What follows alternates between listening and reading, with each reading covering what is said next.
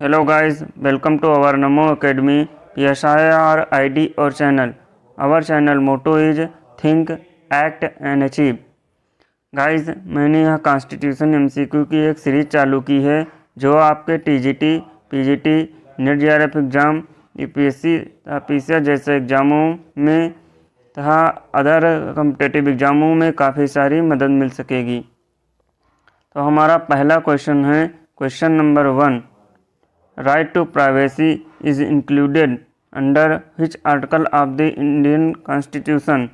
निजता का अधिकार भारतीय संविधान के किस अनुच्छेद में सम्मिलित है? ऑप्शन ए है article 16, option B article 22, option C article 20, option D article 21। तो हमारा ऑप्शन क्या हो जाएगा?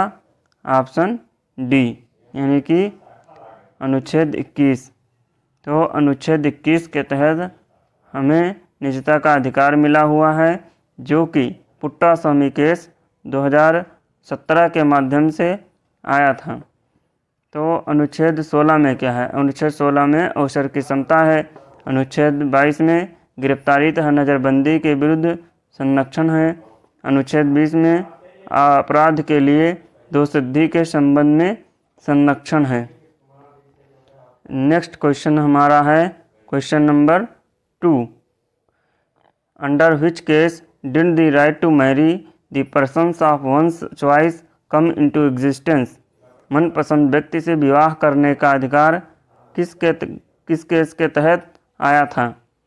ऑप्शन ए है Puttaswamy case 2017, option B Satyavahini case 2018, option C MC Mehta case 1986, option D है मेनका गांधी केस 1978। तो हमारा ऑप्शन क्या हो जाएगा? ऑप्शन नंबर बी, यानी कि सत्यवाहिनी केस।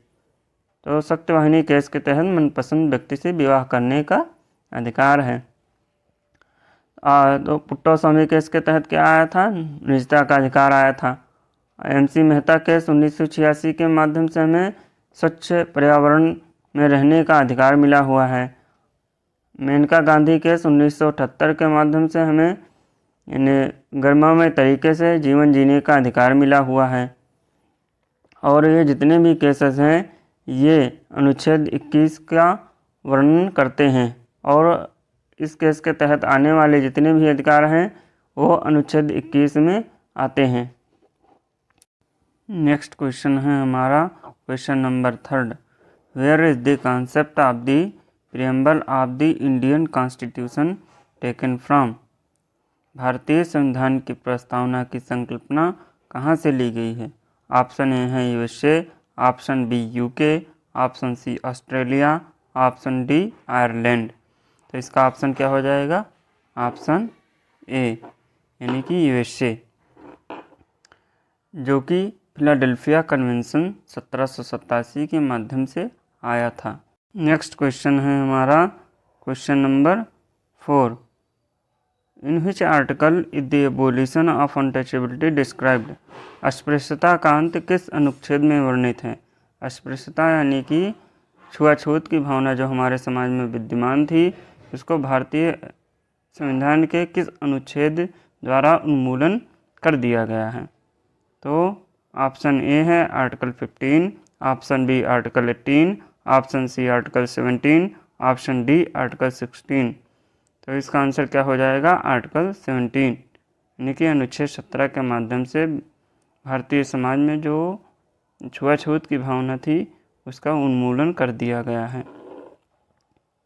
ये बात अलग है कि हमें व्यवहार में अभी कुछ जगह छुआछूत की भावना देखने को मिलती है, जिसका अंत किया जाना अति आवश्यक है। नेक्स्ट क्वेश्चन है हमारा क्वेश्चन नंबर 5।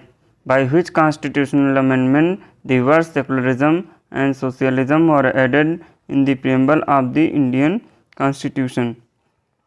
भारतीय संविधान की प्रस्तावना में पंथनिरपेक्ष और समाजवाद शब्द को किस संविधान संशोधन द्वारा जोड़ा गया था?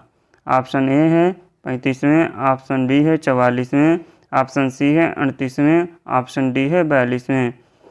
ये 40 नहीं होगा, ये 42 होगा। सेकंड कर लीजिएगा।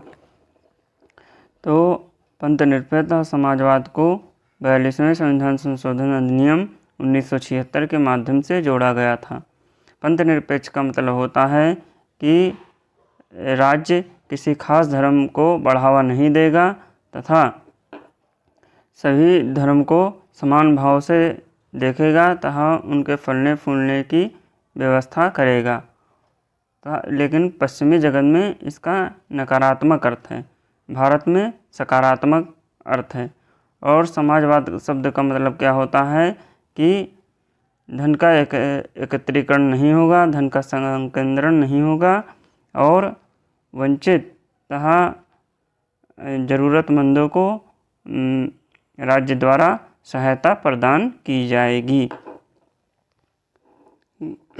गाइस, अगर आपको मेरा कंटेंट समझ में आता है तो आप इस चैनल को लाइक करें, शेयर करें, सब्सक्राइब करें तथा अपने दोस्तों को भी बताएं तथा अपने वैल्यूएबल सजेशंस तथा फीडबैक कमेंट सेक्शन में दें, जिससे इस तरह के वीडियो बनाने के लिए मुझे और अधिक मोटिवेशन मिल सके। Thank you very much. Best of luck for your career.